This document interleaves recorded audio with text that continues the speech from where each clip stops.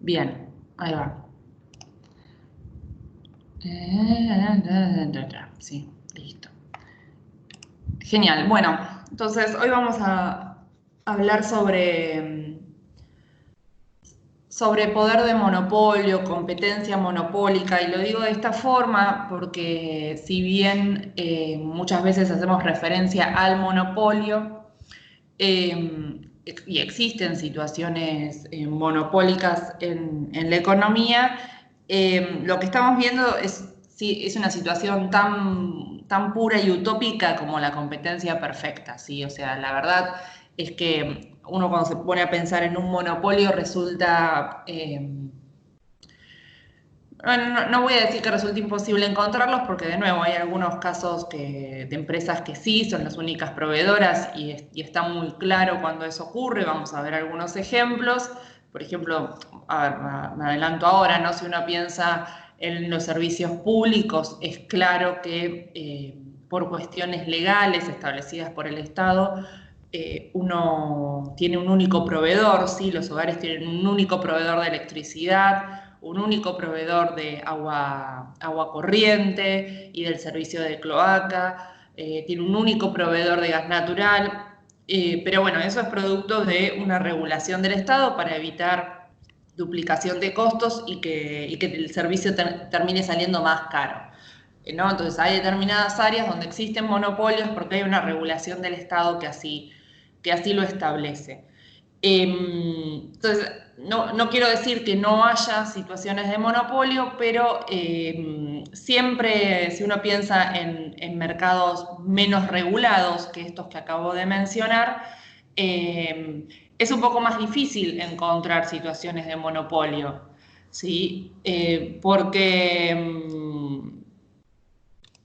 me dice conectando ahí, bueno, porque, porque siempre va a haber alguna empresa que va a intentar acceder a ese mercado, a ese mercado monopólico, si va a tratar de acceder a ese mismo mercado en el que se encuentre esa única empresa ofreciendo el producto. Entonces, acá lo que quiero remarcar es que, como dije al principio, así como la competencia perfecta es como una idea un poco utópica, es difícil de encontrar mercados de competencia perfecta puros, en general también es difícil encontrar mercados monopólicos puros, ¿sí? Entonces, teniendo eso en cuenta, lo que estamos viendo acá es una situación un tanto ideal, pero que de nuevo nos va a servir para entender cómo aproximadamente se manejan esas empresas o la dinámica a la que responden esas empresas. ¿Se escuchó lo que dije? Acá decía conectando, no sé si se estaba conectando al chat. ¿Se escucha bien? Genial. Bueno, entonces, ¿recuerdan, si recuerdan cuando hablamos de competencia perfecta, habíamos enumerado varios supuestos eh, que justamente se cumplían en el mercado para que existiera esa competencia perfecta, ¿sí? Cuando hablamos de monopolio, la mayoría de esos supuestos no están presentes, ¿sí? O sea, acá lo que hice fue enumerarlos, pero para mostrarles la diferencia con la situación de competencia perfecta, ¿sí? En competencia perfecta habíamos hablado de que había muchas empresas y los productos de esas empresas eran homogéneos, de que había información completa y gratuita, de que no había barreras de entrada y salida. Bueno, esos supuestos en particular, cuando estamos hablando de monopolio, no necesariamente están presentes, ¿sí? Especialmente, bueno, el que hace referencia a un elevado número de empresas, bueno, claramente no. Cuando hablamos de monopolio estamos hablando de una única empresa que ofrece un bien, ¿sí? O un bien muy distinto al que ofrecen otras empresas, ¿sí? Y en ese sentido no hay tampoco producto homogéneo porque justamente esta empresa tiene un poder de monopólico porque su producto es muy diferente al de otras, entonces es un producto único, ¿sí? ¿Por qué tampoco suponemos que hay información completa y gratuita? Bueno, porque si bien los consumidores sí van a tener conocimiento del precio, el precio al cual está disponible ese bien, y el monopolio va a tener información completa sobre la cantidad de consumidores, sobre la función de demanda y sobre algunas características que tienen los consumidores. Muchas veces en lo que hace a la tecnología que se utiliza para producir, bueno, no va a haber información sobre eso, ¿sí? Los monopolios muchas veces se guardan la información sobre cómo hacen sus productos. Entonces, si ustedes recuerdan cuando vimos teoría del productor, la tecnología vinculada a la función de producción era una tecnología que estaba disponible para todos, ¿sí? En este caso, puede haber situaciones, no siempre, pero puede haber situaciones en las que esa tecnología sea un secreto y eso sea lo que le dé al monopolio justamente esa posición de poder en el mercado, ¿sí? Un secreto secreto industrial o secreto por alguna patente que le permite producir un bien. Bueno, sí, sí, se puede pensar, por ejemplo, en el desarrollo de software. Estás pensando vos, Ryan, que desarrollos de software que son patentados y que entonces otros no pueden utilizarlos. Es una forma es una forma de desarrollar una posición monopólica, ¿sí? A veces las empresas bueno, sí, Google, YouTube tienen posición monopólica, por ejemplo. ¿Sí? Son buenos ejemplos de empresas que uno podría decir, bueno, Google no es el único buscador, Google tiene a Bing, tiene a Mozilla, tiene incluso Internet Explorer como buscadores alternativos. Bueno, Internet Explorer, perdón, usa Bing. Pero bueno, no, es uno de los servicios que brinda Google, ¿no? Y digo, Google como empresa brinda un montón de servicios y participa. Sí, es verdad que una cosa es navegador y otro buscador, sí. Pero a ver, volvamos al ejemplo de Google. Google tiene, bueno, su propio buscador, Internet Explorer usa Bing, Mozilla no sé qué usa. Ok, ahí le pusiste Bing con DuckDuckGo. Eh, pero de todas formas Google tiene una posición monopólica. Bueno, ahí ya no sé qué es ese último, desconozco qué es. Pero bueno, digo, aun cuando hay otras empresas que ofrecen un servicio similar o muy parecido, eh, existe Google que tiene una posición monopólica porque bueno, ofrece un producto que cubre la mayor parte del mercado, ¿sí? Y claro, lo mismo pasa con YouTube, que es el producto por excelencia que cubre la mayor parte de la demanda. Eh, Porque es más conocido, porque tienen bueno, a lo mejor también porque ofrecen un mejor producto, pero digamos porque hacen una publicidad más agresiva, porque a través de su diversificación, ¿no? Google ofrece mails, ofrece servicios de correo electrónico, ofrece un montón de otros servicios y eso hace que uno termine siempre en el buscador de Google. Digo, por un montón de estrategias que hacen las empresas, tiene un montón de como decís vos acá, bueno, el 90% de los usuarios lo utilizan y eso le da poder de monopolio. Entonces, de repente, no es la única empresa, de repente el bien que ofrece puede no ser tan diferente al que ofrecen otros, pero está rodeado de un montón de otras cuestiones, como en el caso de Google me parece que está muy vinculado también al resto de los servicios que ofrece y a la publicidad que tiene, que hacen que tenga poder de monopolio, ¿sí? En lo que es bueno, también como buscador tiene sus propios códigos, su propia forma de buscar ¿no? y eso es algo secreto, de alguna forma, que Google no comparte con el resto de los buscadores. Entonces, eso también le da su funcionamiento, cómo funciona es secreto, y eso, secreto, quiero decir, de nuevo, como los códigos que usa para buscar, ¿sí? Imagino que no los anda publicando por ahí. Y eso también hace que la información no sea gratuita ni completa en lo que a eso respecta, ¿sí? Y eso le da poder de monopolio también.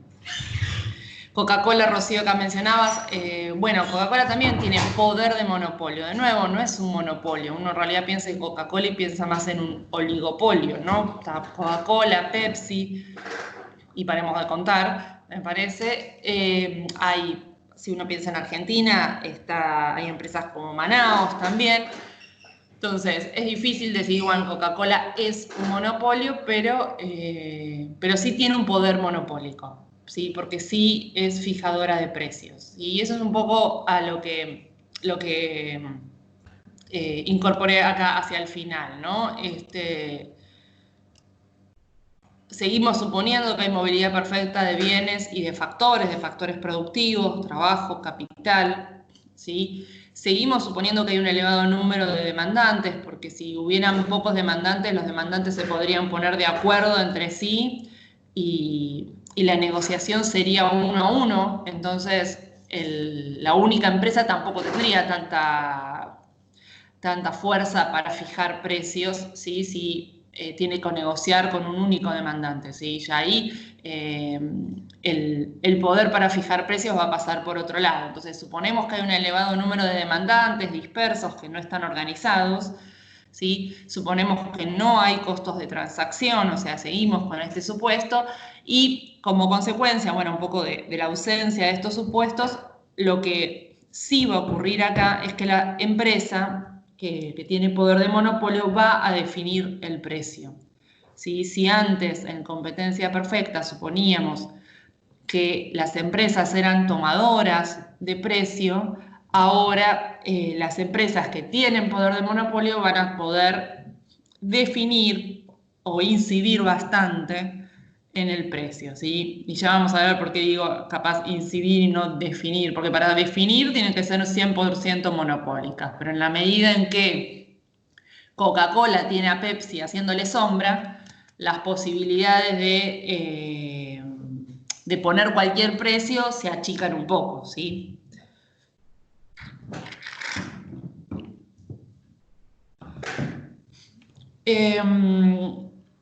Bueno, a ver, Instagram y Facebook. Sí, habría que pensar, bueno, ¿en qué mercado trabajan Instagram y Facebook? Uno podría pensar en el gran mercado de las redes sociales, pero bueno, es muy amplio. Pero si uno considera que Instagram y Facebook brindan servicios similares, bueno, lo que pasa es que tanto Instagram como Facebook, si bien son dos productos diferentes, pertenecen a la misma empresa, ¿no? Y entonces, en realidad, es como la Serenísima, que tiene dos leches, una con hierro, otra sin hierro, pero sigue siendo la Serenísima. Así que, digamos, podríamos pensar en Facebook en realidad como una empresa monopólica, por más de que haya dos bienes ofertados por la misma empresa, que son sustitutos cercanos, ¿sí? Pero los maneja la misma empresa. Así que sí, yo diría que Facebook es un monopolio. En algún punto Google quiso hacerle competencia cuando se puso a hacer, a ver si ustedes me van a ayudar, Google había intentado hacer una red, bueno, en realidad creo que no, era un reemplazo, buscaba de alguna forma desplazar a Facebook, ahora no recuerdo el nombre, Google Plus creo que era, sí, ese mismo. Y no le fue muy bien, ¿no? No pudo desplazar a Facebook con el Google Plus. Ahí hubiera habido, si hubiéramos hablado a lo mejor de un mercado más oligopólico, pero no lo logró, entonces, bueno, bien, en Asia hay otras opciones, sí, sí, puede ser. Eh, sí, depende, yo estoy hablando para Argentina, pero porque es lo que conozco, pero es verdad que en Asia puede haber otras opciones que le compitan a Facebook, sí. Mira, no puedo ni pronunciar esa bueno, contacte. Bien. Es rusa, ok. Sí, sí, está bien. O sea, los mercados tenemos que analizarlos a nivel nacional. O sea, en realidad, no tenemos que analizarlos a nivel nacional. O sea, uno puede analizarlos a nivel nacional y ver cómo inciden en los mercados nacionales y sobre todo estas plataformas, pero la verdad es que las plataformas estas se mueven también a nivel internacional y son jugadores ya internacionales. Y ahí es donde a lo mejor estas que estás mencionando, Ryan, todavía no son jugadores tan relevantes a nivel global, ¿no? Pero bueno, pero sí, pero en China, en Rusia mismo pueden ser mucho más importantes que las otras, que Google, que Facebook, etcétera. Sí. Bien, entonces nos quedamos con la idea de que las empresas definen, que tienen poder de monopolio, tienen capacidad para definir el precio, ¿sí? Ahora, ¿cómo? Si tienen número similar de usuarios. Ok, bien. Ahora, qué condiciones definen, qué condiciones inciden en que las empresas tengan poder de monopolio? Bueno, por un lado hay barreras de entrada, o sea, hay barreras, hay factores que restringen el acceso de otras empresas a ese mercado, ¿sí? O más específicamente a esa industria, que hacen más difícil a nuevas empresas entrar a esa industria. Recuerden que nosotros habíamos visto previamente en competencia perfecta, ¿sí? Que cuando había beneficios extraordinarios, las empresas podían entrar y salir libremente de la industria en el largo plazo, sí, tenían ahí una restricción de tiempo, pero podían entrar y salir libremente de la industria. Bueno, cuando hablamos de situaciones de monopolio, hablamos de que pueden existir, o sea, ese monopolio puede estar dado por la existencia de barreras a la entrada y de barreras a la salida. ¿Sí? Entre las barreras a la entrada tenemos las barreras económicas, o sea, esto es, muchas veces es necesario un capital inicial muy alto para poder entrar en un mercado, ¿sí? Y entonces no resulta tan fácil para las empresas, para cualquier empresa incorporarse en esa industria, porque requiere una inversión inicial muy alta. Otras veces es una cuestión del volumen de producción requerido para ser competitivo en el mercado, ¿sí? Pensemos mercados como la producción de acero. Para producir acero, bueno, no solamente se requiere un capital inicial importante, sino que además, cuanto mayor el volumen de producción, menos cuesta producir, menor es el costo por unidad, ¿sí? O sea, es necesario lograr cierta escala de producción para ser competitivo a nivel internacional. Entonces, si yo soy una empresa muy chiquitita, voy a vender mi producto muy caro porque no tengo volumen, ¿sí? Y eso me va a sacar inmediatamente del mercado, no voy a poder competir con las más grandes. Entonces, a veces hay industrias donde la economía de escala es muy importante. Otro ejemplo es la fabricación de autos, ¿sí? Fabricar autos de a uno tiene un costo enorme comparado con una fabricación en serie, ¿sí? Entonces tengo que poder fabricar muchos autos para lograr ser competitivo, venderlos a un precio, bajar los costos para poder venderlos a un precio competitivo en el mercado. También pueden existir barreras de carácter legal, que esto se vincula con lo que les mencionaba al inicio sobre los servicios públicos, ¿sí? Muchas veces el Estado define que solamente una empresa va a ser proveedora de un bien, y esto generalmente está asociado también a las economías de escala, ¿sí? Piensen que no tendría mucho sentido que, por ejemplo, para ofertar el gas natural, para brindar gas natural, hay que tender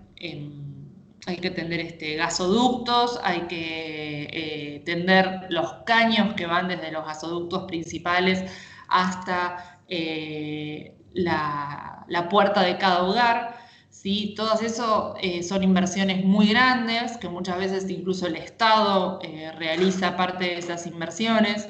Si después esas inversiones las explotaran muchas empresas y cada empresa compitiera entre sí para ofrecernos un precio diferencial, bueno, probablemente ninguna subsistiría o nos cobrarían muchísimo más caro el servicio de gas natural.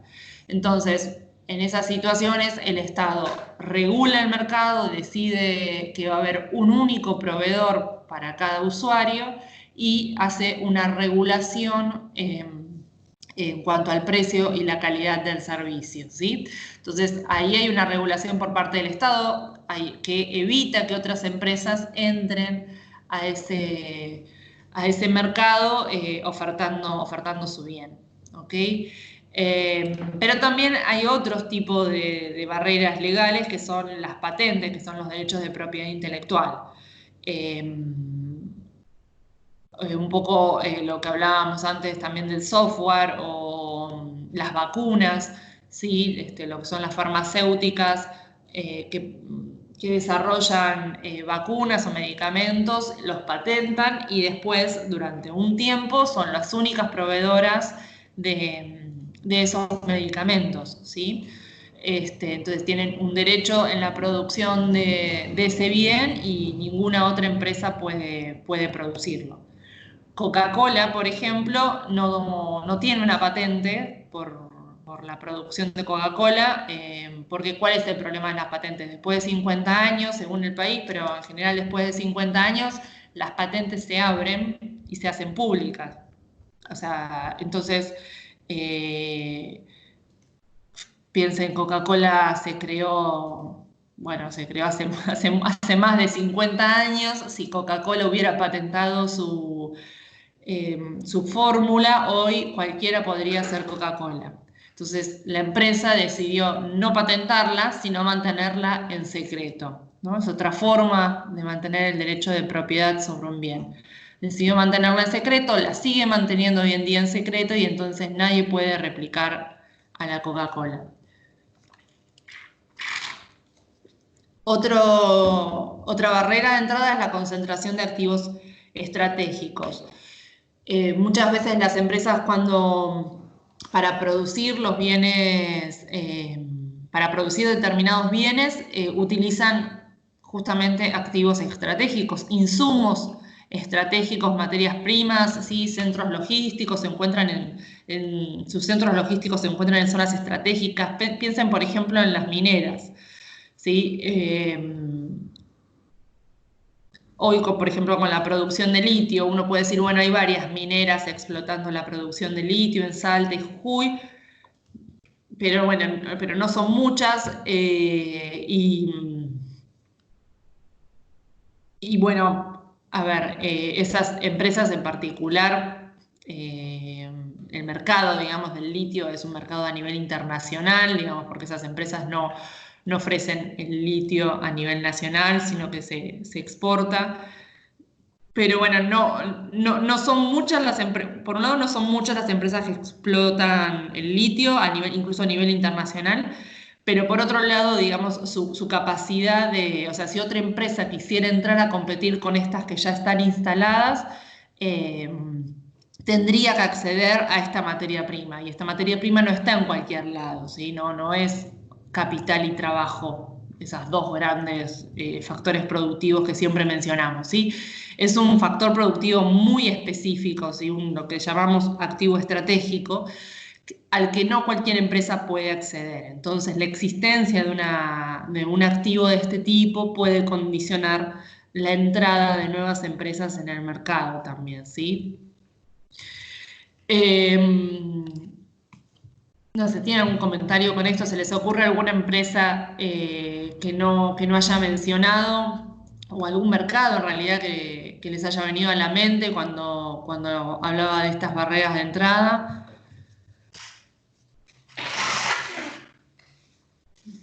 A ver, ayúdenme con ejemplos novedosos como los que me dio Ryan de Rusia y China. Así el próximo cuatrimestre innovo en mis ejemplos.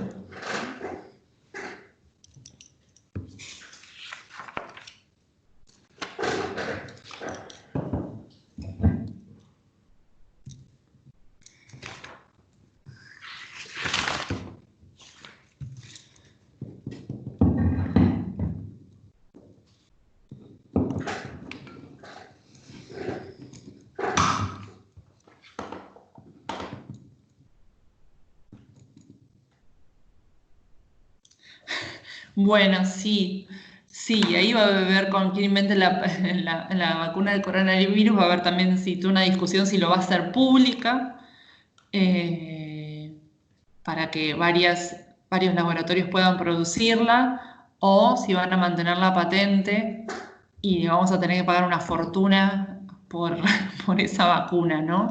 Sí. Bien, sí, las empresas proveedoras de Internet también son un buen ejemplo porque, bueno, si bien hay varias, ¿no? Uno puede, ahí mencionaste tres con las que uno puede, sí, puede contratar para tener el servicio de Internet. Hay muchas más, por ejemplo, Movistar, claro, están también ofreciendo Internet y sin embargo todavía no están disponibles en todo el territorio. Sí, bueno, pero es lo mismo que pasa con Google, ¿no? O sea, bueno, aunque no hay, en el caso, digo, en el caso de Google, como buscador, tiene una fuerte presencia, es casi, él tiene el 90% del mercado o mucho parte del mercado. Capaz que Fiverr y Telecentro se disputan un poco más, entonces sí, lo podríamos pensar como un oligopolio, pero sin duda hay poder monopólico ahí, ¿sí? Y aunque es un poder monopólico que puede diluirse en la medida que empiecen a entrar Claro, Movistar y empiecen a ofrecer también servicio de Internet en todas las regiones, porque ahora todavía está bastante restrictivo. Fíjense que muchas veces estas empresas no venden solo el servicio de Internet, sino que venden los packs con con lo que sería, bueno, ay, perdón, Cablevisión vende la oferta de canales o con los celulares, ¿sí? Sí, exactamente, esto Lucas que estabas escribiendo ahí, servicio de cables, sí. Entonces ahí también se juega la diversificación de productos, también es una forma, digamos, de traccionar a los usuarios. Pero bueno, es verdad que medio que se están sacando los ojos hoy en día entre ellos con los precios, y eso nos muestra que, digo, no hay uno, ¿no? Es verdad que no hay uno capaz que tenga una gran proporción del mercado, sino que son dos que están todo el tiempo, dos grandes, me parece, Cablevisión o Fiverr y Telecentro, que son dos grandes que están ahí todo el tiempo entre ellos a ver quién se queda con la mayor parte del... Sí, es verdad.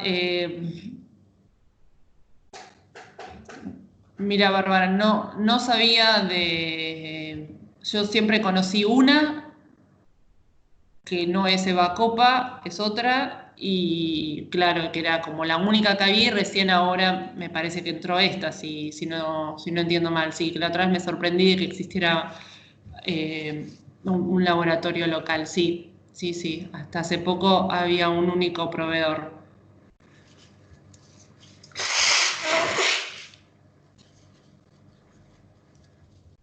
¿Tres marcas ya? Mira, yo la única que conocía era la que venía de Inglaterra.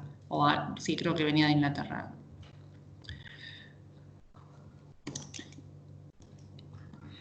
Eh, Bien, hablemos ahora un poco de las barreras de salida que capaz son un poco más difíciles. Qué feo que quedó este gráfico.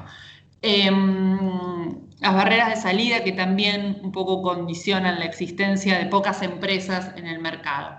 ¿Sí? Bueno, este gráfico lo que pretendía mostrar, quedó muy feo al agrandarse, es que si bien los productos muchas veces son muy variados, atrás de esta multiplicidad de productos hay muy pocas empresas, ¿no? Entonces, cuando uno se pone a indagar quién está atrás de los diferentes productos, se encuentra que hay más poder de monopolio del que uno piensa. ¿Sí? Hay más concentración de mercados de lo que uno piensa.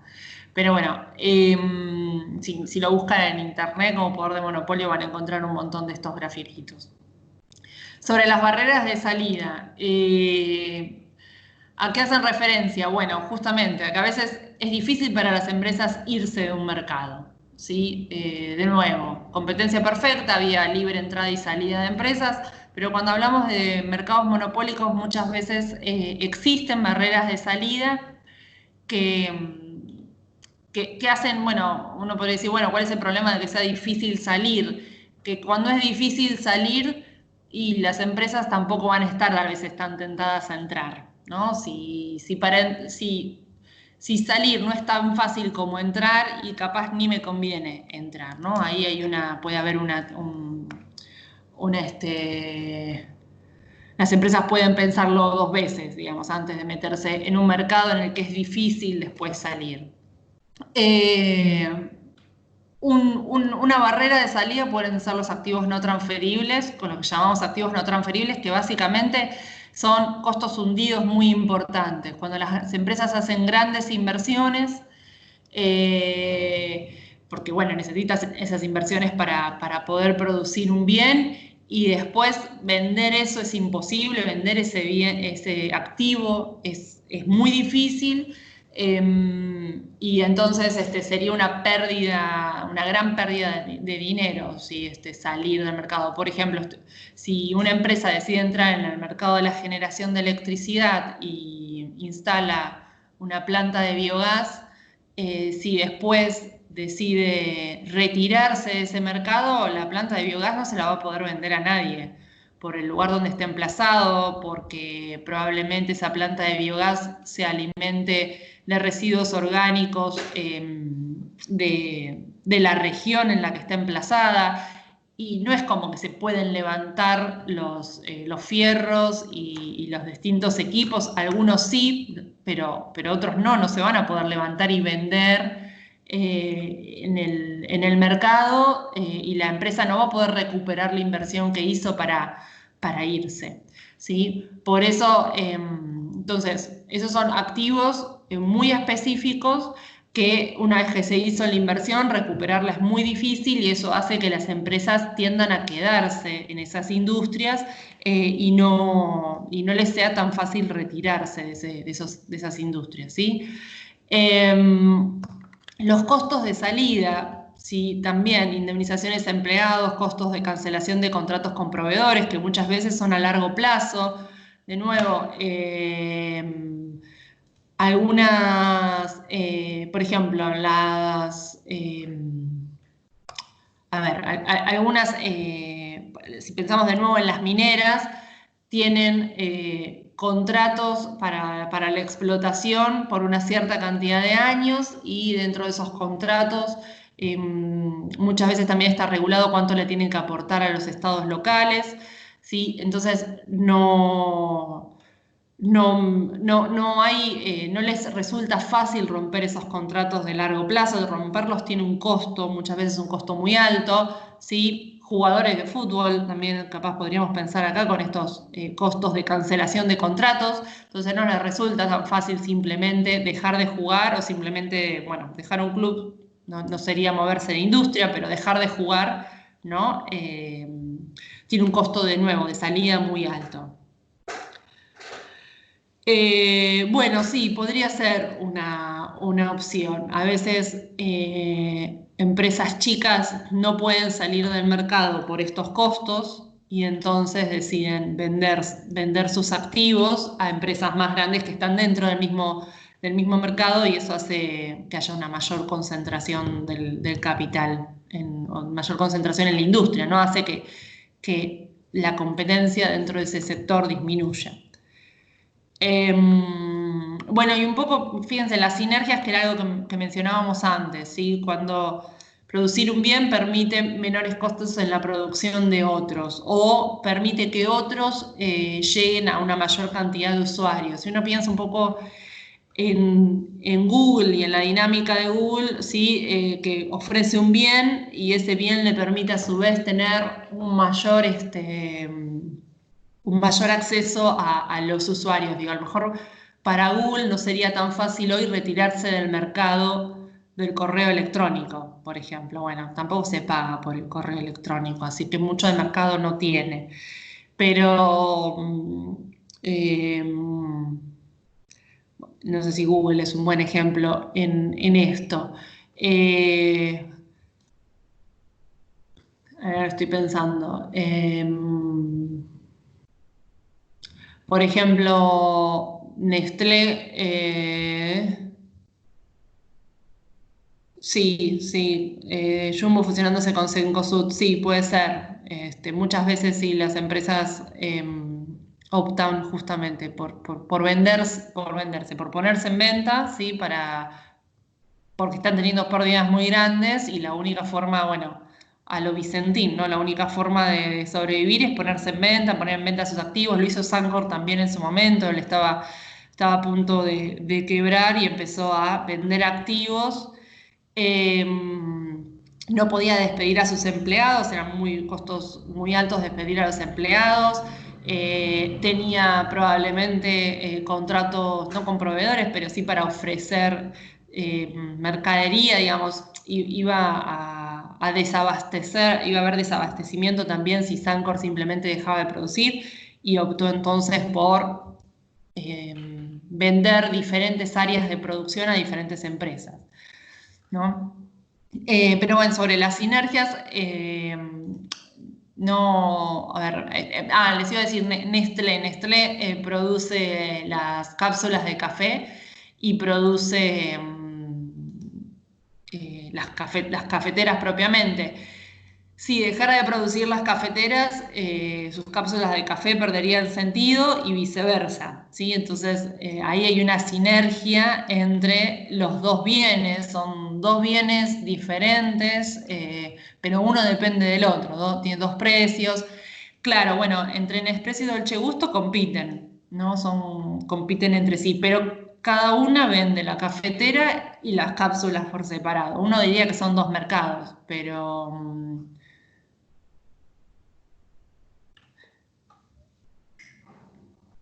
son ambas de Nestlé. Mira, igual me la estoy confundiendo con la... ¿Cuál es la que tiene Osvaldo? Nespresso. Es Nespresso también. Ah, pensé que me estaban... Ambas son de Nestlé, mira.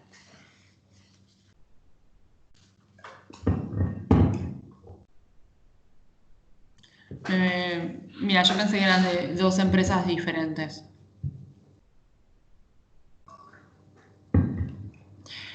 Sí, y ahí en el café de cápsula, sí, está bien. Ofrecen, como son dos bienes como de diferente categoría, orientado a diferentes tipos de consumidores, ¿no? Como uno es más premium que el otro.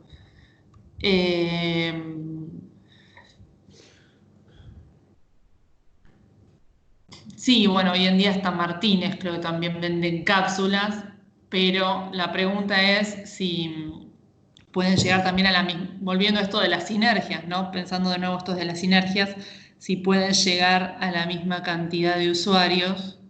Es un buen ejemplo, porque la pregunta es si pueden llegar a la misma cantidad de usuarios Cabrales o Martínez vendiendo cápsulas, que Nestlé, que vende tanto las cápsulas como las cafeteras.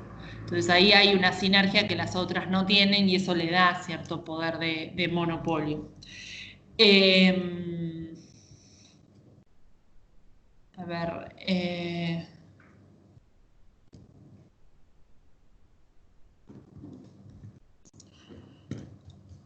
Ahora, el café...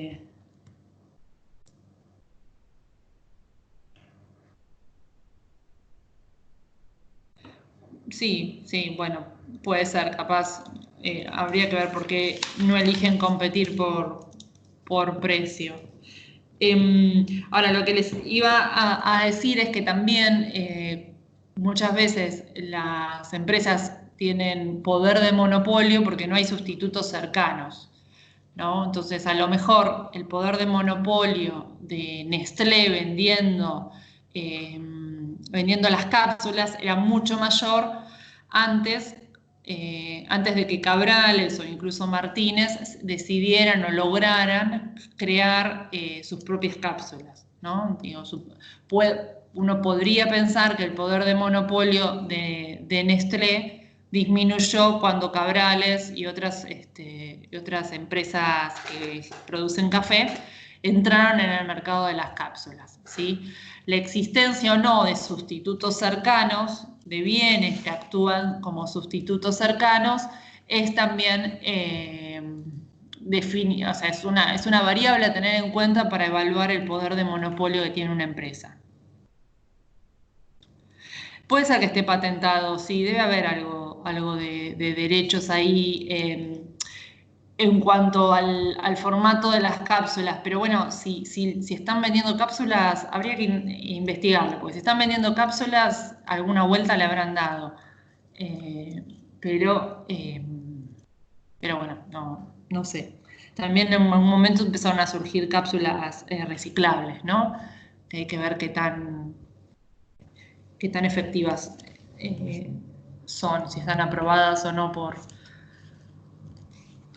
la ANMAT. Sí, me imagino que deben serlo. ¿Te dedicas al mercado del café, Ryan?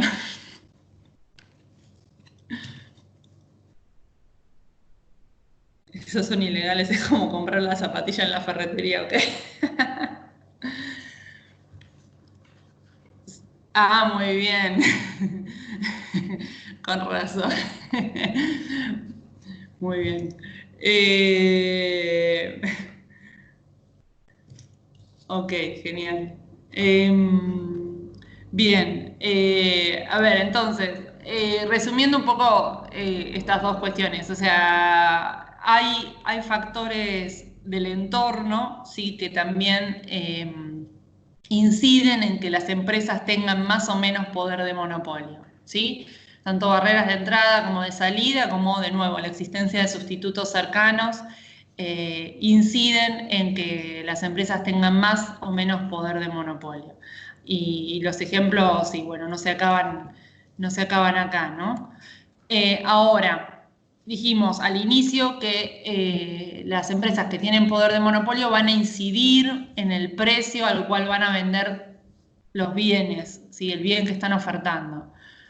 Y este precio la decisión sobre este precio una vez más va a estar sujeta a la maximización de beneficios, o sea, las empresas van a, van a buscar maximizar beneficios, o sea, la definición del precio que van a poner sobre el bien va a ser para maximizar beneficios.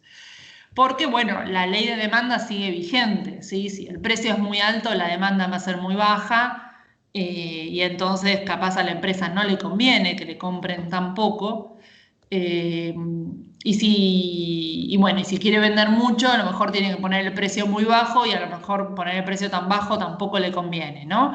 Entonces, lo que va a buscar la empresa es encontrar aquel precio que, dada la demanda, le permite maximizar sus beneficios.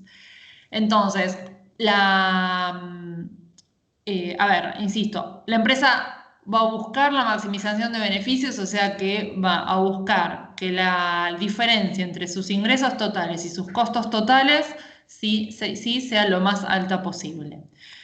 Para encontrar este punto, lo que va a hacer, justamente lo que tenemos que hacer es derivar. Esto es una función, ¿sí? La función de beneficios está compuesta por la diferencia entre la función de ingresos y la función de costos. ¿sí? Y el punto máximo de esa función lo encontramos derivando en función de la variable Q. Fíjense que la empresa va a decidir cuánto producir de nuevo, ¿sí? Tanto como ocurría en competencia perfecta, va a decidir cuánto producir y en función de cuánto le conviene producir para maximizar el beneficio, va a definir cuál es el precio que va a ponerle a cada unidad de producto. ¿Sí? Pero la variable de decisión al momento de maximizar beneficios va a ser Q, va a seguir siendo Q. E insisto con esto porque más allá de que el precio no está dado, ¿sí? El precio sí va a estar determinado por la función de demanda. O sea, la empresa va a decidir cuánto le conviene producir para maximizar su beneficio y va a ir y le va a preguntar a la demanda, bueno, si yo quiero producir esto, entonces, ¿cuánto me está dispuesta a pagar la gente por esta cantidad que quiero meter en el mercado? ¿Sí? Entonces, la empresa de nuevo, va a maximizar beneficios y para eso va a derivar con respecto a Q. ¿Sí? Si derivamos el ingreso total con respecto a Q y el costo total con respecto a Q, lo que nos queda es ingreso marginal igual a costo marginal. O sea, la empresa va a encontrar, ¿sí?, el máximo beneficio posible cuando el ingreso marginal se iguale con el costo marginal. Y ahora vamos a ver un poco más cómo encontramos este punto de igualación, esta igualdad entre ingreso marginal y costo marginal. ¿Sí? Bueno, hay un punto importante. Al definir la cantidad que va a ofrecer, la empresa va a definir el precio indirectamente, de nuevo a través de la función de demanda, pero lo que no va a poder hacer la empresa monopólica es fijar el precio y la cantidad al mismo tiempo, ¿sí? O sea, la empresa no puede decir, yo quiero vender a un precio muy alto y ofertar mucha cantidad. O sea, puede que lo oferte, pero la verdad es que no la va a vender, porque si el precio es muy alto, la demanda no va a absorber esa cantidad, ¿sí? Entonces no puede definir ambas variables al mismo tiempo. Vamos a ver un ejemplo para que esto que está planteado así matemáticamente de forma analítica general quede mejor plasmado en números, ¿sí? Vamos a partir de una situación, fíjense, estos son los datos del ejercicio, si se quiere, ¿sí? Esta es la información que tenemos de la empresa y del mercado en el que trabaja esta empresa. Tenemos una función de demanda, ¿sí? Que fíjense que depende de manera indirecta, perdón, que hay una relación inversa con el precio, ¿sí? Si aumenta el precio, baja la demanda, ¿sí? Esta es la demanda, y fíjense que está la Q mayúscula, porque es la demanda agregada, es la demanda del mercado, ¿sí? Y después tenemos la función de costos de la empresa, que de nuevo es una Q mayúscula porque esta empresa es la única empresa que hay en el mercado, suponemos que es una empresa monopólica, que está solo ella ofreciendo bienes, y entonces su costo depende, obviamente, de lo que decida producir, pero lo que vaya a producir es todo lo que va a haber en el mercado, ¿sí? ¿Se entiende la diferencia con competencia perfecta acá? Cuando hablábamos de competencia perfecta, la demanda tenía una Q mayúscula, pero la función de costos tenía una Q minúscula, porque había muchas empresas ofreciendo bienes y la sumatoria de esos bienes ofertados eran los que componían la oferta agregada. Acá, como es una única empresa, lo que ofrezca esta empresa va a ser la oferta agregada, ¿sí? Por eso tenemos una Q mayúscula en esta función, ¿ok?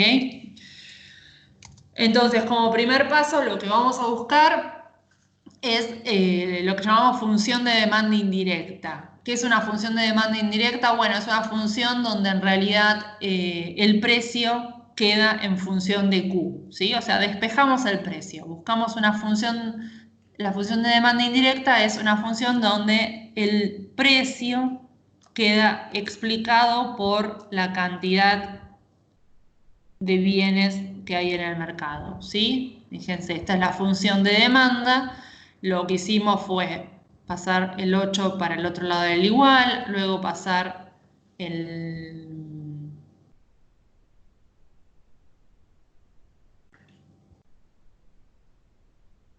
esto lo copié ayer.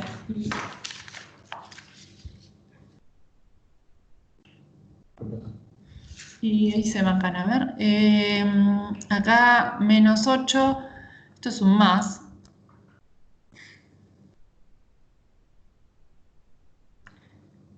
Menos, y esto es un menos. ¿Sí? ¿Se ve? ¿Se ve lo que está acá? A ver.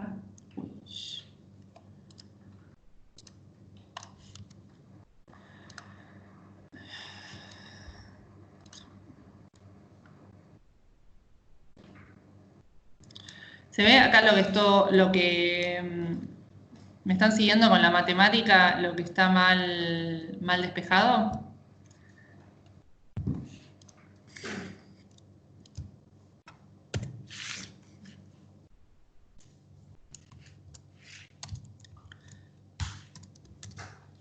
Esto es así. ¿Lo ven todos?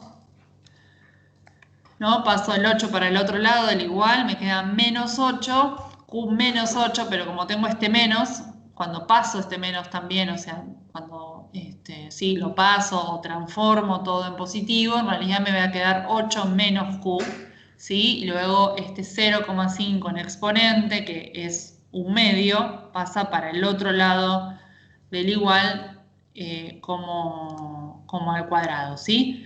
Entonces me queda este binomio al cuadrado que luego desarrollo y me quedan estos tres términos de acá, ¿ok?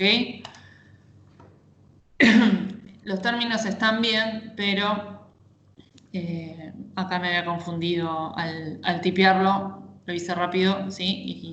Y me había quedado mal. Pero esto está ok. ¿Sí? Esto que tenemos acá está bien. ¿Sí? Entonces obtenemos la función de demanda indirecta. Entonces, vayamos a cómo componemos el precio, quiero decir, el beneficio, perdón, cómo me queda expresado la función de beneficio. La función de beneficio, dijimos, es ingreso total menos costo total, o sea que ingreso total es P por Q, ¿sí? Dijimos que la variable de decisión va a ser Q, que la empresa no puede decidir ambas variables al mismo tiempo, justamente porque estas dos variables están relacionadas por la función de demanda, ¿sí? Entonces, la variable de decisión de la empresa va a ser Q, entonces lo que hacemos es reemplazar P por la función de demanda indirecta, ¿sí? O sea, P queda expresado en función de, o mejor dicho, P que se reemplaza por la función de demanda indirecta. Entonces tenemos acá la función de demanda indirecta, que es P, por Q, menos el costo total, ¿sí? Que era 5 más Q al cuadrado, ¿sí? ¿Se ve cómo se arma la función de beneficio de una empresa monopólica? ¿Sí? P desaparece porque queda expresado por o queda reemplazado por la función de demanda indirecta, ¿ok?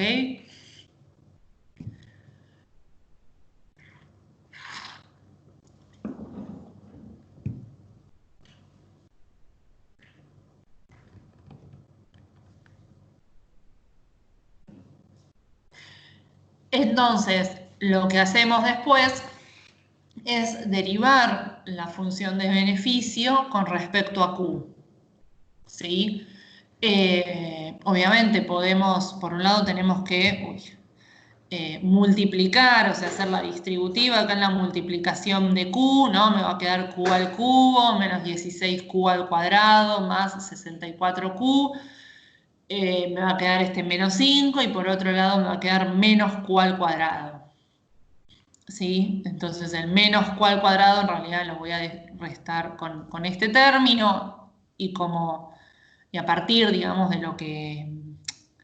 de simplificar, ¿sí?, esta función, con lo que me quede de simplificar esta función, ¿sí?, derivamos y voy a obtener este resultado, 3Q al cuadrado menos 32Q más 64, bueno, y acá este último término es la derivada, ¿sí?, de la parte de costos totales, ¿sí?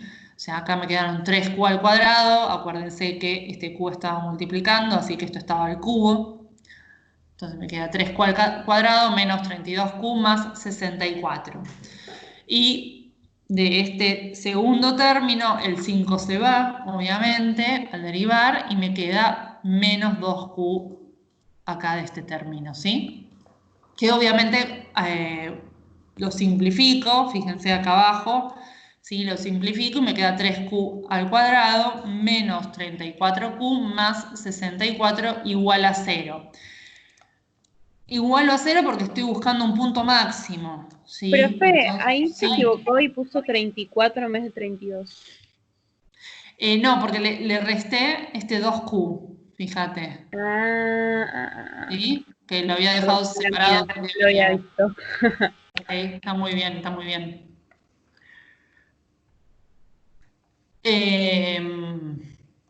No, les decía, digamos, que igualamos a 0 porque estamos buscando, porque no estamos buscando simplemente la función de beneficios marginales, ¿sí? Como antes buscábamos la función de productividad marginal. No, acá estamos buscando el punto máximo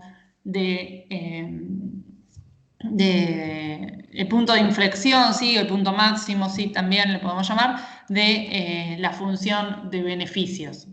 ¿Ok? No nos basta con quedarnos con los beneficios marginales, no nos importan los beneficios marginales, nos importa el punto máximo de la función de beneficios. Por eso igualamos a 0. Pero para encontrar cuáles son esos puntos máximos, sí, tenemos que despejar Q. ¿Sí? Entonces tenemos esta función cuadrática y tenemos que despejar Q. Y obviamente vamos a tener dos resultados, ¿sí? Por eso acá tenemos Q1 y Q2. Q1 nos dice que la empresa debería producir 2,38 unidades, ¿sí? Y Q2 nos dice que la empresa debería producir 8,94 unidades. Uno a priori podría pensar que producir más es mejor, pero bueno, producir más, ¿sí? Si uno de estos números los reemplaza en la función de demanda, ¿sí? O en la función de demanda directa o en la indirecta, ¿sí? En la indirecta va a ser más fácil. Si uno reemplaza estos Q en la función de demanda indirecta, encuentra los precios asociados. O sea, si yo quiero vender 2,38 unidades, ¿qué precio le tengo que cobrar a los consumidores para que me compren esta cantidad? ¿Sí? ¿Cuál es el máximo precio que les puedo cobrar? Bueno, el máximo precio es 31,54, ¿sí? Y este precio, ¿sí? De nuevo, sale de la función de demanda, de reemplazar en la función de demanda. Ahora, si yo a los consumidores les quiero vender 8,9 unidades, ¿sí? Muchas más unidades, y se lo voy a tener que cobrar más barato, porque si no, no me lo van a comprar tanta cantidad de bienes, ¿sí? Entonces, la función de demanda me dice, mira, si vos querés vender 8,9 unidades, vas a tener que cobrarlas a 90 centavos cada una. Entonces, digo, hasta ahora estos son dos puntos de inflexión que me da la fórmula. La pregunta del millón es, bueno, ¿cuál realmente me está maximizando los beneficios? Para saber eso tengo que justamente calcular los beneficios y voy a encontrar que en realidad es la primera opción la que los maximiza, porque la segunda será un punto de inflexión, pero no es un punto máximo, ¿sí? Porque me da un número negativo. ¿Ok? Entonces, esta empresa monopólica, para maximizar beneficios, va a ofrecer 2,38 unidades y la va a cobrar, tal como le indica la función de demanda, los va a cobrar 31,54 cada una, ¿sí? Y eso le va a permitir tener una ganancia de 64,5. ¿Esta ganancia se va a disipar en el largo plazo o va a volver a una situación de beneficios nulos en el largo plazo? Bueno, no, porque si mantiene su poder de monopolio, esto es, si no hay entrada de nuevas empresas, no va a haber más oferta y por lo tanto no habría motivo para que el precio disminuya, ¿sí? O sea, cuando nosotros en competencia perfecta veíamos que en el largo plazo las empresas tendían hacia beneficios nulos, era producto de que había competencia, de que había libre entrada y salida de empresas, de que cuando había beneficios extraordinarios entraban nuevas empresas y eso hacía que la oferta se expandiera y que por lo tanto el precio cayera. ¿Sí? Hasta el punto en que los beneficios extraordinarios desaparecían. Pero acá, que estamos planteando una situación monopólica, donde hay poder de monopolio, donde hay barreras a la entrada o a la salida, o ambas, no hay motivo para suponer que van a entrar nuevas empresas y que van a incidir sobre la cantidad ofertada, ¿ok?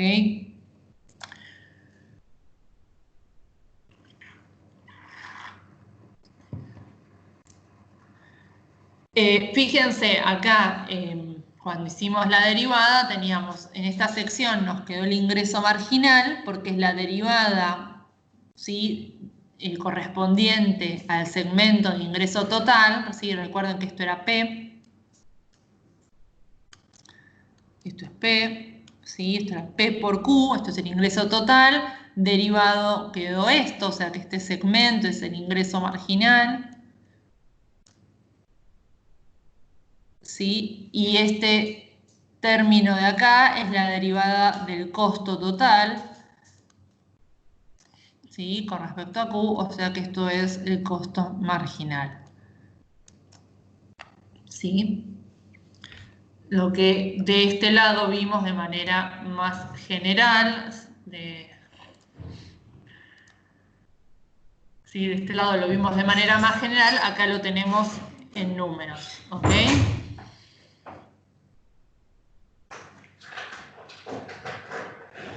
¿Alguna pregunta sobre cómo se resuelve esto? ¿Alguna duda?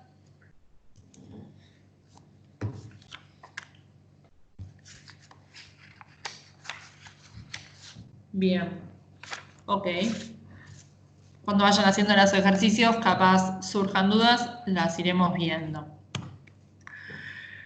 A ver, no sé. Bien, ¿cómo graficamos el ingreso marginal? ¿Qué es el ingreso marginal? Bueno, el ingreso marginal es la derivada, su definición lo dice, ¿no? Es la derivada del ingreso total con respecto a Q. Cuando lo graficamos, acá estoy graficando una función de demanda lineal, es una cuestión de hacerlo más simple, ¿sí? Pero podría ser una función de demanda curva, como también lo venimos haciendo. Pero, a ver, en términos generales, el ingreso marginal siempre va a estar por debajo de la función de demanda, o sea, siempre va a tender a ser más vertical, ¿sí? A tener una mayor pendiente que la función de demanda. De nuevo, si lo graficamos de manera lineal la función de demanda, lo que vamos a tener es que el ingreso marginal la función de ingreso marginal la vamos a graficar partiendo del mismo punto de inicio en lo que es el eje de precios, ¿sí? Y va a cortar el eje de cantidades más o menos a la mitad de la distancia que la función de demanda, ¿sí? Más o menos. Eso va a depender en realidad de la pendiente. Pero siempre va a estar por debajo, ¿sí? Siempre va a tener una mayor pendiente. Y en el punto donde corte el eje de cantidades, la elasticidad precio de la demanda va a ser igual a 1. ¿Sí? Bueno, acá tenemos lo que se llama la fórmula Amoroso-Robinson, que justamente la desarrollaron estas personas, y que plantea que el ingreso marginal, ¿sí? que hay una relación entre el ingreso marginal, el precio y la elasticidad precio de la demanda, ¿sí? Que cuanto mayor es... A ver, fíjense, cuanto mayor es la elasticidad, ¿sí? Cuanto más sensibles son los consumidores a cambios en el precio, todo este término, ¿sí? Va a tender a 0. ¿Sí? O sea, cuanto más alta sea la elasticidad precio, cuanto mayor sensibilidad a cambios en el precio, ¿sí? Todo este término va a tender a 0. Y por lo tanto, el ingreso marginal va a tender a ser igual al precio. ¿Sí? O sea, si esto es 0, me queda P por 1 básicamente. ¿Ok? O sea que cuanto más sensibilidad a cambios en el precio, sí, el ingreso marginal va a ser similar al precio, sí, y de hecho la empresa va a tener menos capacidad de modificar los precios. ¿Qué quiero decir con esto? O sea, nosotros dijimos que una empresa en situación de monopolio justamente tiene poder para modificar las cantidades y también para cobrar un precio, sí, en función de la demanda, sí, bueno, sí, en función de la demanda, pero el punto es que si la empresa quisiera modificar un poco el precio, ¿sí? Esa modificación del precio va a afectar mucho a la cantidad demandada, básicamente eso. Sí, la empresa sí, obviamente, lo que quiere ofertar va a estar condicionado por el precio que quiere, o sea, que la demanda le permite cobrar, ¿ok? Pero si lo pensamos desde el lado no desde el lado de una única empresa, sino desde el lado de empresas que tienen poder de monopolios y que son varias empresas, si una quisiera diferenciarse, si una dice, bueno, yo tengo un producto que es muy diferente y entonces quiero cobrar un precio un poquito más alto, ¿sí? Si está en una situación de elasticidad alta,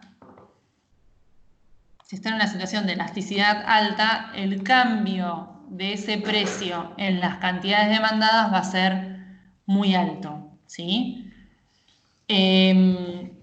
Y justamente eso también es, porque acá hay toda una interrelación, digamos, que la elasticidad precio sea alta, está muy asociado a que existen sustitutos cercanos. O sea, lo que quiero decir es, cuanto más sustitutos a un bien haya, más fácil va a ser para el usuario, frente a una variación en el precio, ¿sí? Dejar de consumir ese bien para pasar a consumir otro.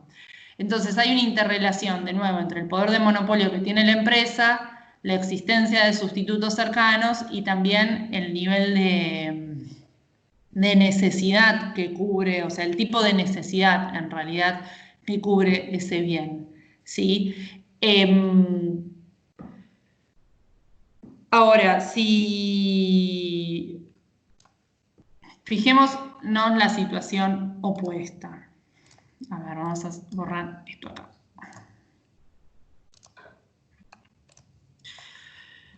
Si la elasticidad precio es muy baja, o sea, si es cercana a 0, que sería la situación de un bien inelástico, ¿sí?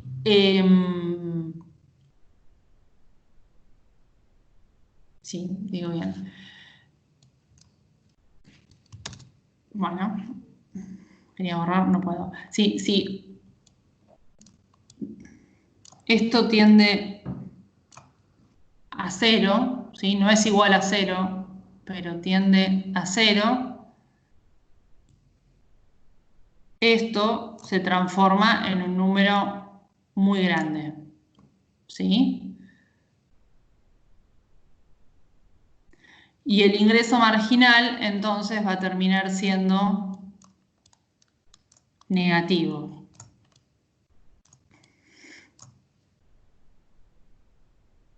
¿Se ve? Porque la parte, este término, que adopta un valor, acá puse un infinito, o quise escribir un infinito, ¿no? Que adopta un valor muy grande, tiene un menos adelante. Entonces, todo esto se va a transformar en menor a 0, ¿sí? ¿Estamos de acuerdo? Con lo cual, fíjense, lo que me está mostrando es que si el monopolista se mueve en el área de la curva de demanda donde la elasticidad tiende a 0, se está moviendo en el tramo de la curva de ingreso marginal que está justamente, que es negativa, que está por acá abajo, ¿sí? Que está en este área. O sea, ¿qué quiere decir esto? Que cada unidad adicional que venda en realidad le va a dar un ingreso marginal negativo, ¿sí? El monopolista tampoco, digo, más allá de la cuestión de, uno podría decir, bueno, pero al monopolista le conviene que la demanda sea inelástica. Sí, pero la demanda va a ser inelástica tanto para arriba como para abajo, quiero decir. Tanto si decide disminuir el precio, la sensibilidad a esa disminución en el precio, la sensibilidad de los consumidores va a ser baja, como si decide aumentar el precio, ¿sí? Entonces, al monopolista no le va a convenir tampoco moverse en el tramo de la curva de demanda donde la elasticidad es negativa, ¿sí? Le va a convenir moverse en el tramo donde la elasticidad es positiva, por más que una elasticidad positiva, no, perdón, porque acá también es positiva, mayor a 1, ¿sí? Fíjense, acá se vuelve 1, pero acá no me faltan, no me faltan, no los tengo. Acá, de este lado de la demanda, la elasticidad es mayor a 1, ¿sí? Y de este lado de la demanda, la elasticidad es menor a 1, ¿sí? Entonces, esta fórmula lo que nos permite ver son dos cosas. La primera es que el monopolista, por más que uno diga, bueno, al monopolio le conviene una demanda relativamente inelástica, ¿sí? Porque eso le podría dar más poder para definir el precio. La realidad es que el problema de moverse en este tramo de la curva es que el ingreso marginal va a terminar siendo menor a 0, porque el problema con una demanda inelástica es que no se puede ni aumentar ni disminuir la cantidad demandada, ¿sí? Entonces el monopolista tampoco puede, si quisiera expandir la cantidad que ofrece, bajando el precio, tampoco podría lograrlo, porque la demanda no reaccionaría de la manera que él espera, ¿sí? O sea, él baja mucho el precio y la demanda apenas se mueve porque es inelástica. Entonces, en este tramo no le convendría, en este tramo de la función de demanda no le convendría moverse, ¿sí? Le va a convenir moverse donde hay cierta sensibilidad de la demanda a cambios en el precio, ¿sí? Donde los consumidores, frente a un cambio, una variación en el precio, tienen cierta respuesta, ¿sí? Que le permite ingresos marginales mayores a 0, ¿sí? Que le permite estar sobre este tramo del ingreso marginal, ¿sí? El que está mayor a 0. ¿Se ve?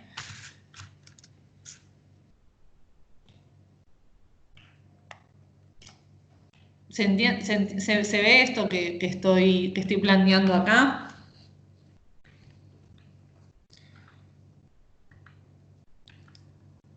Esto nos va a permitir ver también dónde va a maximizar beneficios gráficamente, ¿no? Ver gráficamente dónde va a maximizar beneficios el monopolista.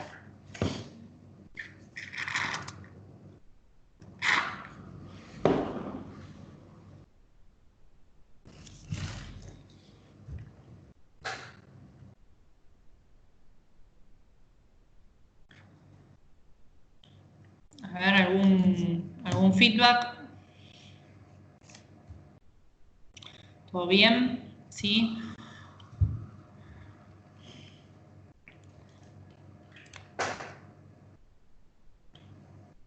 El resto de los 20, de los 15, porque hasta ahora hablaba Agustina, Bárbara, ahí tenemos Chiqui, son 3, A mí más me Raya confunde un que poco la es ecuación, profe. Sí. ¿Cómo? Que a mí me confunde un poco la ecuación en la parte del 1 menos 1 sobre la elasticidad.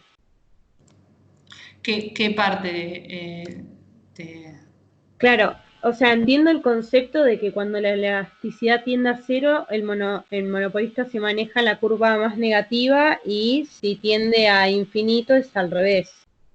Pero no entiendo la fórmula, o sea, es precio por... es precio por 1, ¿sí? Menos 1 sobre la elasticidad. Entonces, ¿Y eso qué sería lo de entre paréntesis? ¿cómo? ¿Y qué significa el 1 menos 1 sobre elasticidad presión? No tiene un significado en sí mismo.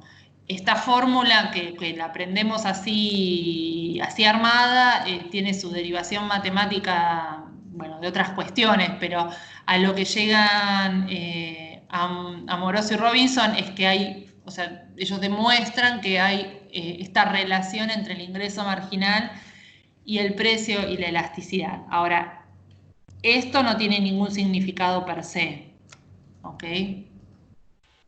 Ok.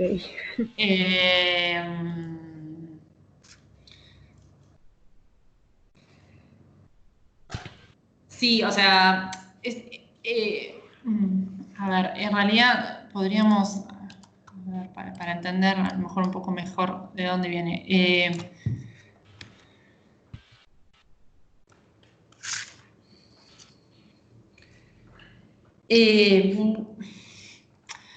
Lo que hacen Amoroso y Robinson es decir, bueno, el ingreso marginal es, a ver si puedo acá, el ingreso marginal, horrible, bueno, es igual a la derivada del ingreso total, ¿sí? Con respecto a Q.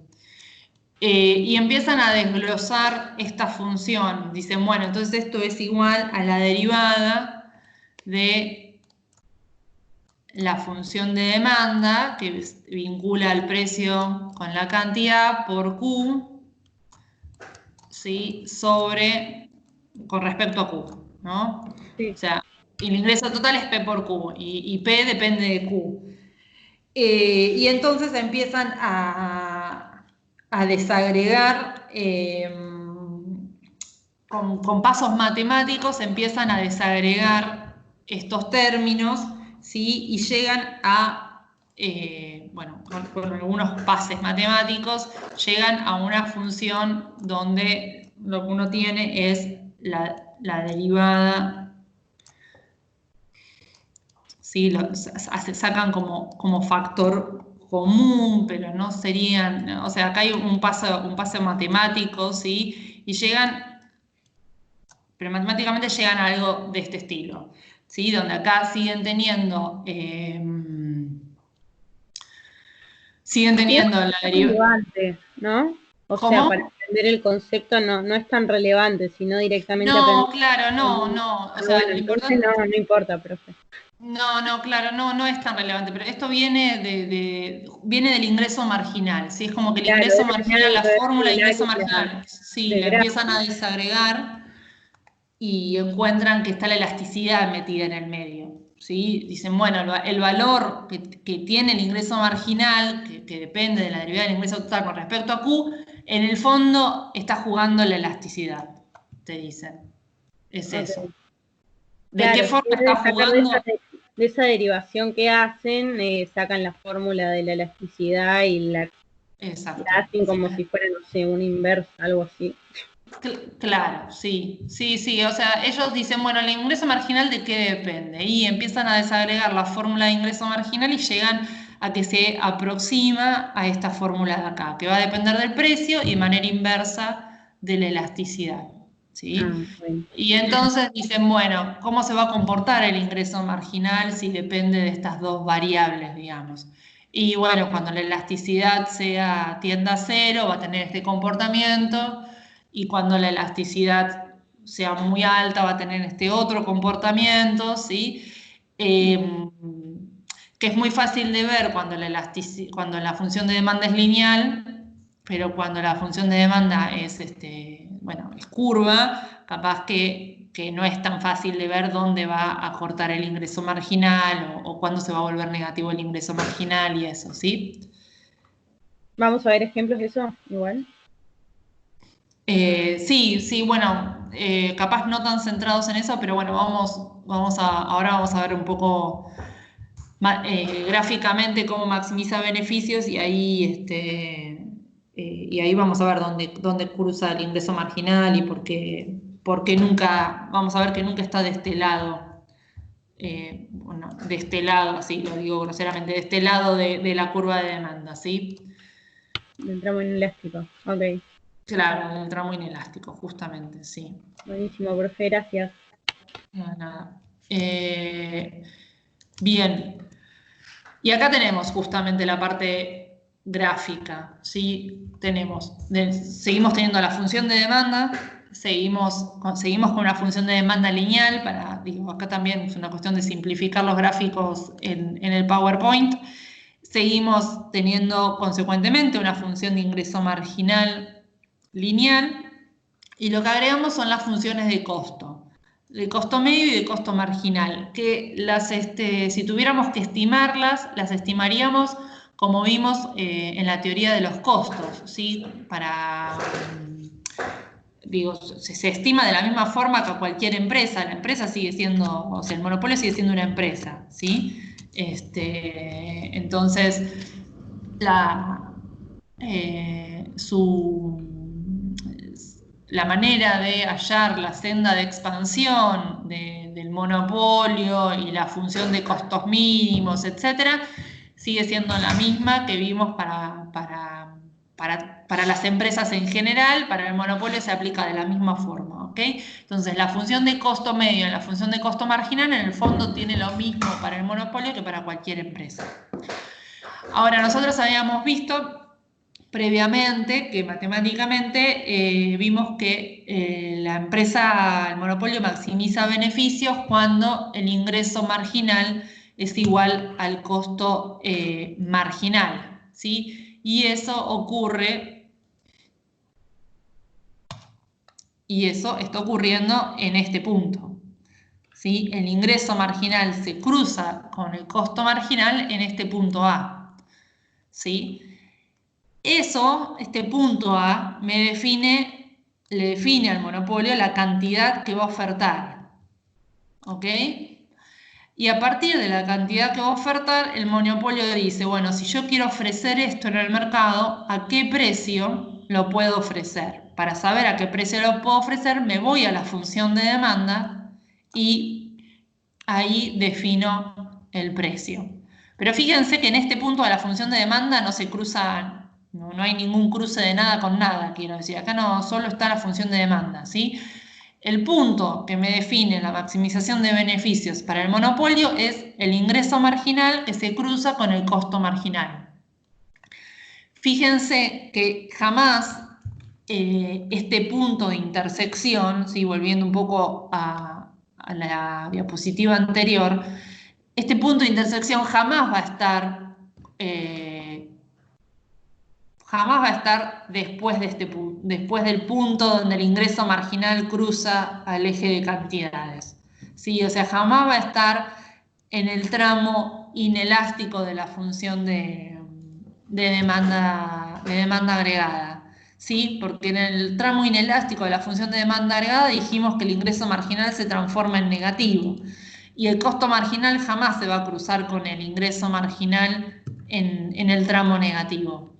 Matemáticamente podría ocurrir, pero económicamente eso no tendría ninguna razón de ser, que una empresa tenga costos por ahí abajo, costos marginales negativos por ahí abajo, digamos, no estaría representando una situación real en términos económicos, ¿sí? Entonces, siempre esta intersección se va a dar en el tramo elástico de la función de demanda, ¿ok? Y es esta intersección la que define Q estrella, y a partir de este Q estrella nos vamos a la función de demanda y definimos P estrella, ¿sí? Ahora, ¿qué es lo que tengo acá? Lo que tengo acá marcado es el beneficio que tiene la empresa. Fíjense, de nuevo, P por Q va a ser, a ver si lo tengo, no lo tengo. P por Q va a ser el ingreso total. Si esto que estoy marcando acá es el ingreso total. ¿Cuál es el costo total? Bueno, el costo total está dado por el costo total medio, ¿sí?, de producir Q estrella, que está dado por, ¿sí?, este punto, ¿sí? Entonces el costo total medio por Q es el costo total, que es esto que estoy marcando acá cruzado para el otro lado. La diferencia entre ambas áreas, que es esta zona amarilla, es el beneficio que tiene el monopolio, ¿sí? Un beneficio positivo en este caso, ¿sí? Uy.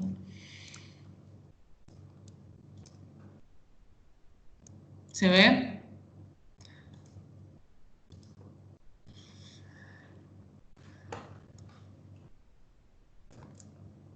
Genial.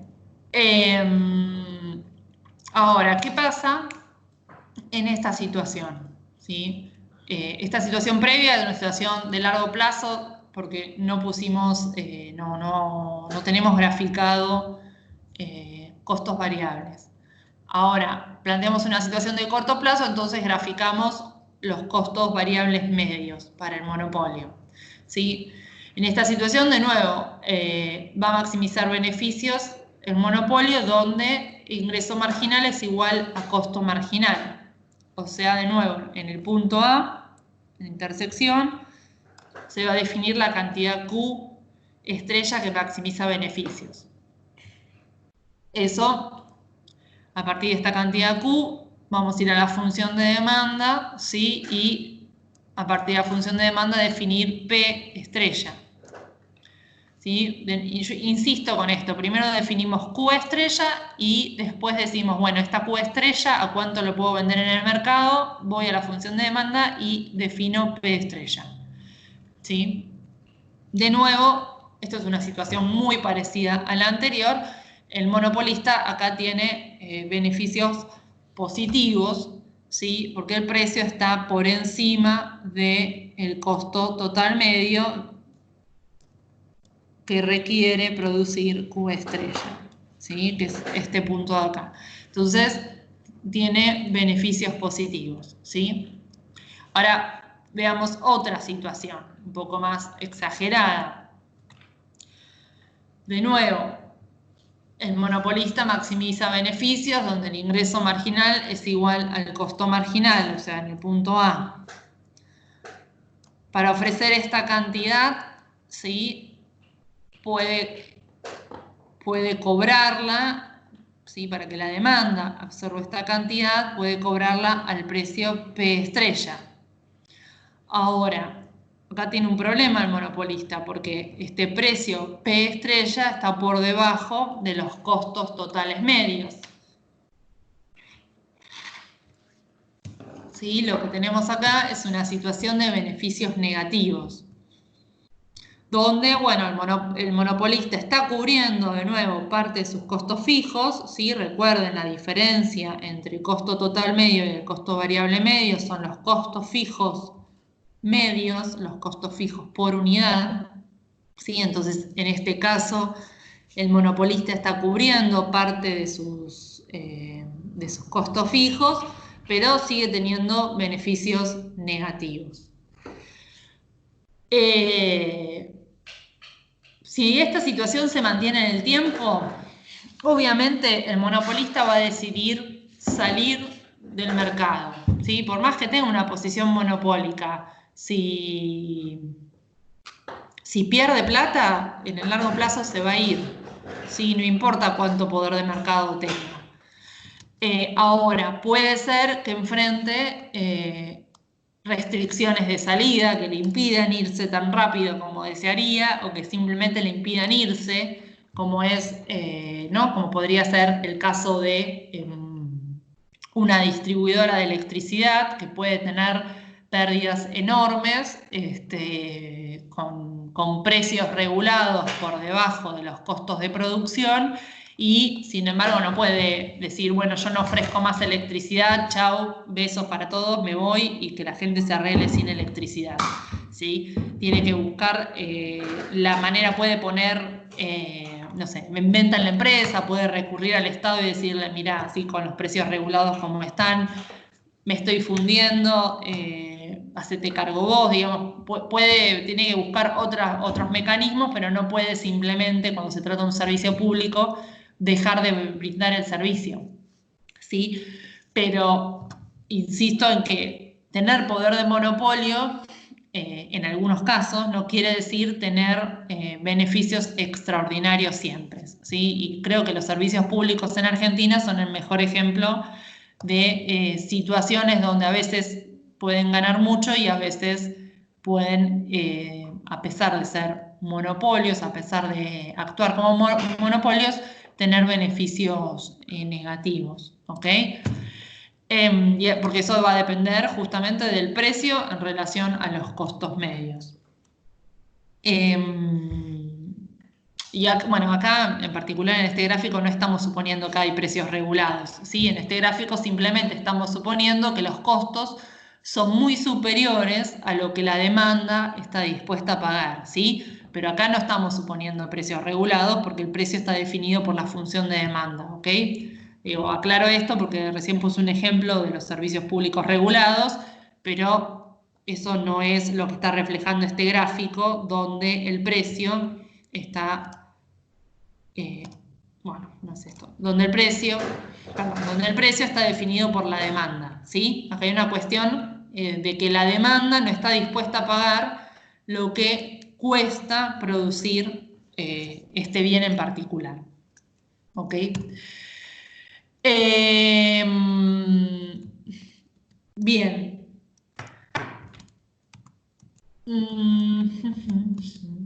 Bueno, lo último de hoy. Cuando hablamos de monopolio puro, tenemos que tener en claro que no existe una función de oferta, ¿sí? La función de demanda sí existe, está dada por lo que cada consumidor decide, por la sumatoria de lo que cada individuo desea consumir a distintos niveles de precio, ¿sí? Eso, digo, no está en duda. Pero la función de oferta, que en competencia perfecta, la función de oferta agregada, que en competencia perfecta era el resultado de la sumatoria de lo que cada empresa estaba dispuesta a ofertar a distintos niveles de precio, cuando hablamos de monopolio no existe, ¿sí? ¿Por qué no existe? Bueno, porque en realidad el monopolio, lo que el monopolio esté dispuesto a ofrecer a cada nivel de precio en realidad depende de la demanda, ¿sí? O sea, otra forma de decirlo, como recurriendo un poco a las palabras que están acá. Una función es una regla de correspondencia entre dos conjuntos, o sea, si tenemos dos conjuntos, ¿sí? Esto de análisis matemático 1, creo.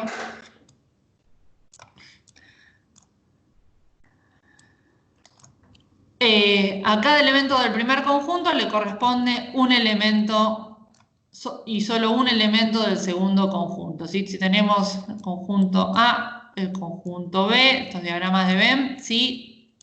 Una función es una situación en la que yo pongo un número y como resultado obtengo otro número, ¿sí? A lo sumo me puede ocurrir poner un número y llegar, que este mismo número llegar del otro lado, llegar al mismo número, ¿sí? Pero,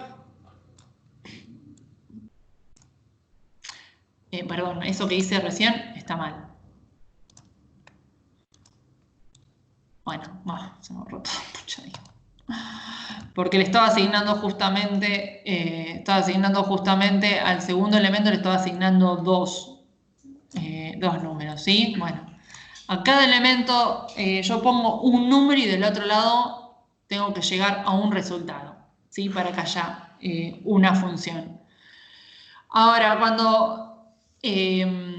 o sea, no puede ser, no puedo poner un número y llegar a dos resultados diferentes, ¿sí? O sea, porque eso de alguna forma me daría una cierta, bueno, no quiero decir indeterminación porque no es una indeterminación es cuando no puedo, cuando se me presentan muchísimos resultados, pero no me muestra una relación clara entre las variables, ¿sí? O sea, no tengo una relación clara entre precio y cantidad. Si acá estuviera precio y acá cantidad, no tendría una relación clara. Entonces, eso es cuando hay una relación clara entre las dos variables, tengo una función, ¿sí? Ahora, ¿qué pasa cuando estoy en una situación de monopolio? Cuando estoy en una situación de monopolio, la relación entre precio y cantidad depende de la función de demanda, depende de la pendiente que tenga la función de demanda. Fíjense, acá tengo una misma cantidad que maximiza beneficios, porque acá estoy suponiendo un costo marginal, esta línea roja es el costo marginal lineal, ¿no? Lo estoy suponiendo lineal en este caso. Entonces, acá tengo una misma cantidad que maximiza beneficios que podría ser ofertada con dos precios distintos, ¿sí? Según la pendiente que tenga la función de demanda. ¿Sí? ¿Ven? Se ve esta situación. Entonces tengo para una misma Q estrella dos posibles precios, según según lo que ocurra con la función de demanda. O sea, la relación entre precio y cantidad en el monopolio está mediado, ¿sí? Por la función de demanda. Entonces, no hay una relación unívoca entre precio y cantidad. Y por lo tanto, no puedo hablar de que exista una función de oferta para el monopolio. Porque en realidad lo que el monopolio está dispuesto,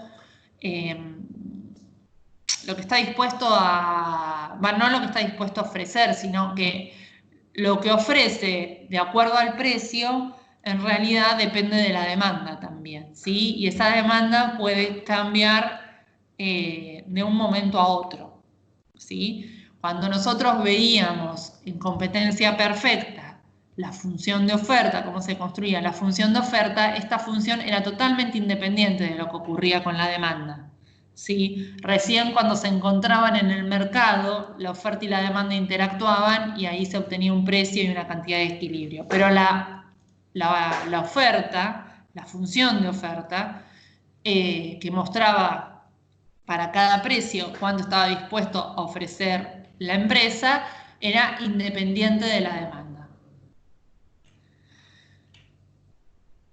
Bueno, de alguna forma sí. A ver, no es que lo determine la demanda, pero la demanda le dice, bueno, mira, para cierta cantidad yo estoy dispuesto a pagar esto, más de esto, o sea, si querés que yo absorba esa cantidad de bien, más de esto no te voy a pagar. Ahora, el precio que efectivamente se imponga en el mercado, en realidad va a depender de la cantidad que el monopolio quiere ofrecer o le convenga ofrecer al monopolio, ¿sí? El monopolio define la cantidad que quiere ofrecer y va a la demanda y le dice, por esto, ¿cuánto me vas a pagar? Y te voy a pagar esto. Pero si la demanda patalea y le dice, pero ofréceme más, porque yo estoy dispuesta, o sea, yo necesito más, soy, no sé, hablemos de, no sé, podemos hablarnos de la harina, ¿sí? Una situación de monopolio. Bueno, puede haber gente que quiera consumir más harina, pero no puede pagarle ese precio o no está dispuesta a pagarla al precio que pone el monopolio, ¿sí? O sea, la necesidad puede estar, pero lo que pasa es que la demanda no va a absorberla a un precio alto, ¿sí? Entonces, no diría que el precio lo determina la demanda, sino que indirectamente lo determina el monopolio, pero indirectamente, porque el monopolio establece la cantidad y después define el precio en función de lo que la demanda está dispuesta a pagar. ¿Sí?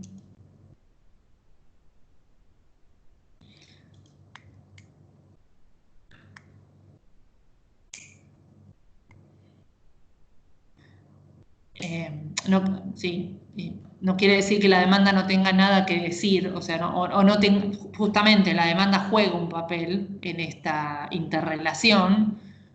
Como dijimos al principio, el monopolio no puede definir precio y cantidad, o sea, no puede definir los dos arbitrariamente, solo define uno y mediado por la demanda se define el precio. O sea, la demanda tiene un rol. Pero el que pone ahí la cantidad y dice, bueno, esto es lo que a mí me conviene vender porque vos me vas a pagar tanta plata, sigue siendo el monopolio, ¿ok? O sea, sí, hay un rol para la demanda, no es pasiva al 100%, pero tiene menos poder, podría decirse, que el monopolio que define la cantidad. ¿Alguna otra pregunta sobre el tema? Lo que vimos al principio, la matemática, las curvas.